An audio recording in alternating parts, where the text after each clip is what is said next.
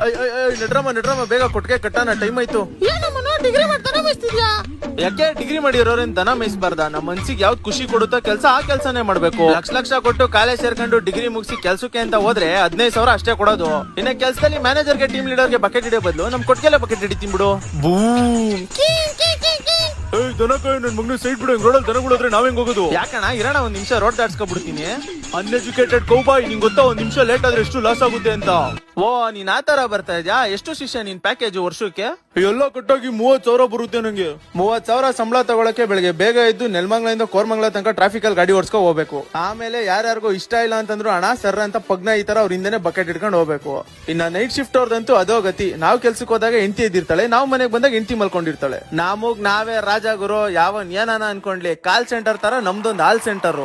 ರೈತನ ಗತ್ತು ದೇಶಕ್ಕೆ ಗೊತ್ತು.